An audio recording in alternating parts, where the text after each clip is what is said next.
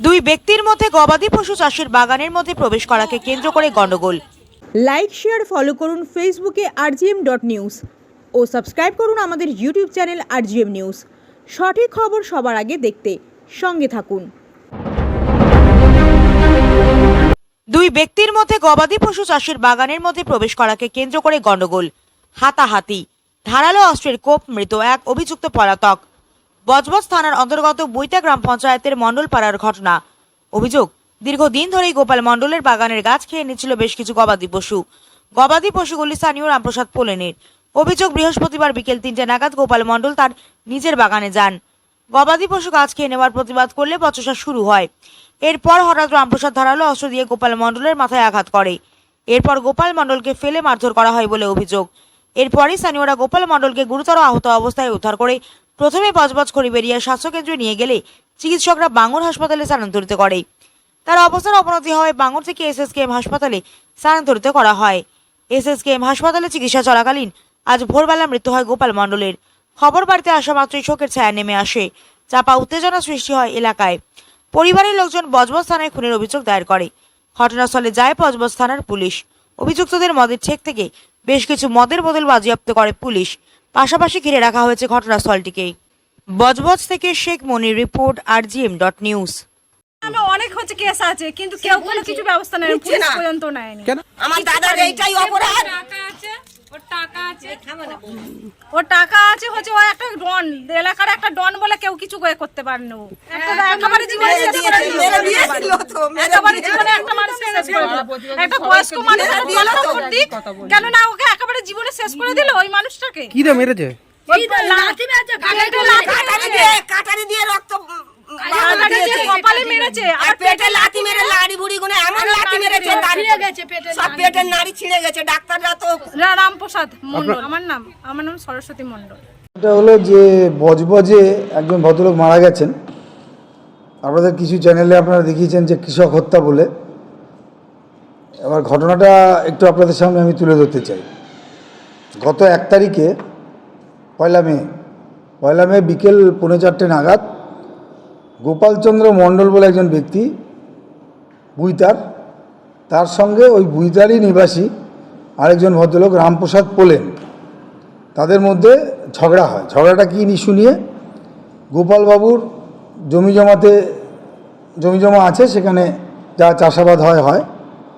এই ভদ্রলোক ওই একই টাইপের কৃষিজীবী, সবই কৃষিজীবী পরিবারের।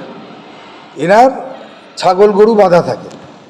যা হয় গ্রাম দেশে, ছাগল গরু অনেক সময় ছাড়া পেলে তারা তো আর এর জায়গা ওর জায়গা ভাগ বোঝে না, তারা গিয়ে সেখান থেকে ছাগল গরু খেয়ে নেয়। এই নিয়ে এদের মধ্যে দীর্ঘদিন অশান্তি। যিনি বয়স্ক ভদ্রলোক ছিলেন, অর্থাৎ গোপালচন্দ্র মণ্ডল, সেটাতে ওদিনও একই ঘটনা ঘটে। তো সবজি খেয়ে নেওয়ার ফলে উনি খুব ক্ষুব্ধ হন, এবং ক্ষুব্ধ হওয়ার পরে দুজনের মধ্যে অনেকক্ষণ ধরে ঝগড়াঝাটি হয়। ঝগড়াঝাটি হওয়ার পরে এই আমাদের রামপ্রসাদ পোলেন মানে যে ভদ্রলোক, সেই ভদ্রলোক একটা শার্প কাটিং কিছু নিয়ে, সম্ভবত কোনো কাটারি জাতীয় জিনিস নিয়ে এসে ওনাকে আঘাত করেন। আঘাতটা মাথার সামনের দিকে করেন, অনেকটা রক্তপাত হয়, এবং হওয়ার পরে উনি সেখান থেকে চলে যান। এবার এই গোপালবাবুর, যিনি ওখানে, গোপালবাবুর 2 ছেলের মধ্যে এক ছেলে ওখানে ছিলেন, তারা ওনাকে প্রথম নিয়ে যায় ওখানকার লোকাল, যেটা ওই চড়িয়াল BHPC, ওখানে নিয়ে যায়।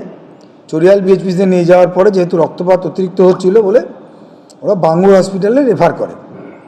এবার ঘটনাচক্রে সেদিন প্রচণ্ড বৃষ্টি বাদলা হওয়ায় ওরা বাঙুরে নিয়ে যেতে পারেনি। পরের দিন সকালবেলা ওরা বাঙুরে নিয়ে যায়, ওই ভোর রাতে নিয়ে যায়।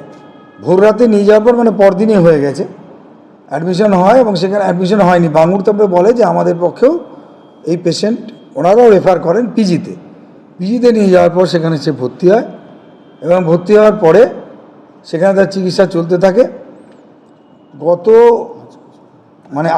আজকে বলবো, গতকাল বলবো না, আজকে ভোরবেলা 3টে নাগাদ উনি এক্সপায়ার করেন। ভদ্রলোক গোপালচন্দ্র মণ্ডল এক্সপায়ার করেন।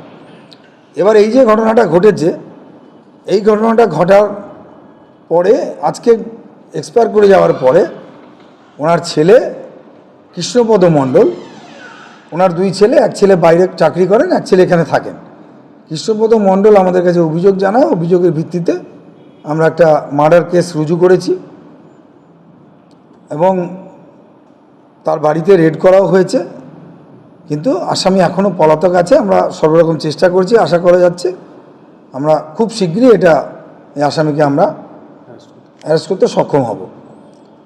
আর যে বিষয়টা যে এখানে কিন্তু কোনো কৃষককে কেউ পিটিয়ে মারলো বা এ ধরনের ইস্যুটা নয়, বিষয়টা সেইভাবে দেখতে গেলে দুজনেই কৃষক, কৃষি নিয়েই থাকেন। ওই জায়গাটা সব কৃষকদেরই বসবাস, সাধারণ মানুষের বসবাস।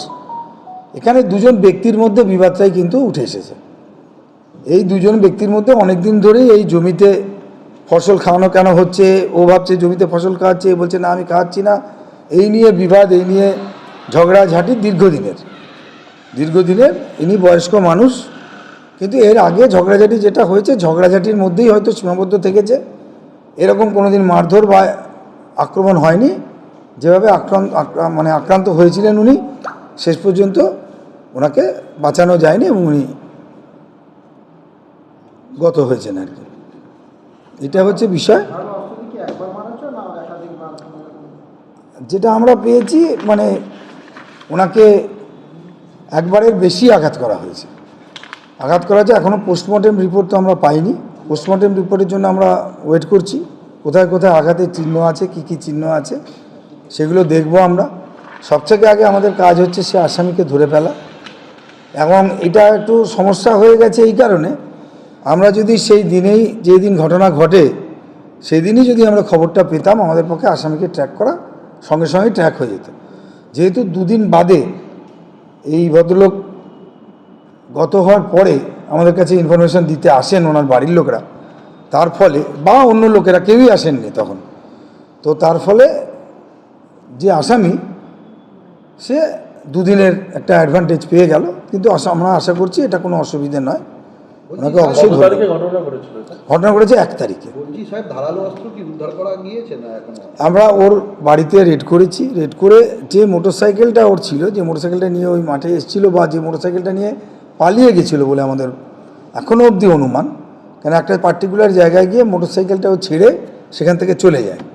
ও কিন্তু বাড়িতে মোটরসাইকেল পায়নি, সেখান থেকে আমরা মোটরসাইকেলটা উদ্ধার করেছি এবং তার গতিপথ যে পথে সে নির্গমন করেছে, পালিয়েছে, সেই গতিপথটা আমরা নির্ধারণ করার চেষ্টা করছি এবং অন্যান্য জায়গায় আমরা যা তদন্তের ক্ষেত্রে যা স্টেপস নেওয়ার সেগুলো আমরা নিচ্ছি।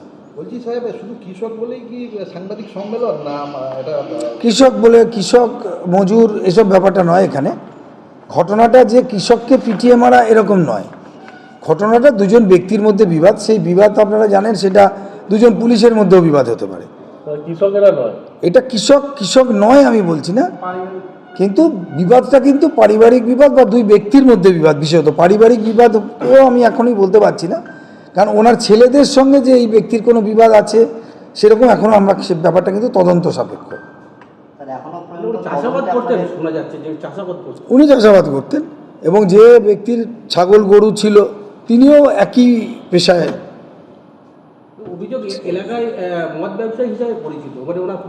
আমরা তদন্ত করে বিষয়টা দেখব, নিশ্চয়ই তদন্ত করে বিষয়টা দেখব। যা অভিযোগ আসবে আপনারা জানাবেন। আমাদের এখন যেটা প্রাথমিক লক্ষ্য সেটা হচ্ছে অবশ্যই যেই ব্যক্তি এই জঘন্য অপরাধ করেছেন, উনি একটা নরহত্যা করেছেন, তাকে আগে গ্রেপ্তার করা। এবং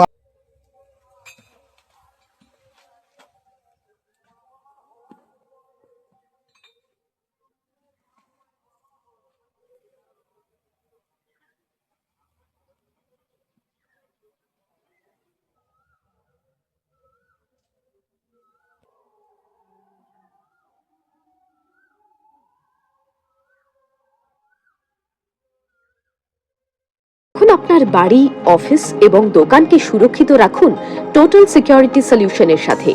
আমরা বিভিন্ন নামি দামি ব্র্যান্ডের সিসিটিভি ও সিসিটিভি সংক্রান্ত যাবতীয় অ্যাক্সেসরিজ বিক্রয় করার পাশাপাশি সার্ভিসও প্রোভাইড করে থাকি। টোটাল সিকিউরিটি সলিউশন একটি নির্ভরযোগ্য প্রতিষ্ঠান যা 24/7 সার্ভিস প্রোভাইড করে থাকে।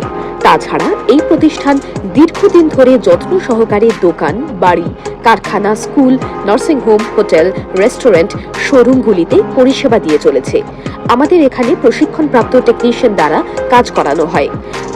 আমাদের ঠিকানা গার্ডেন রিচ, মেটিয়া ব্রুজ, কলকাতা 700024।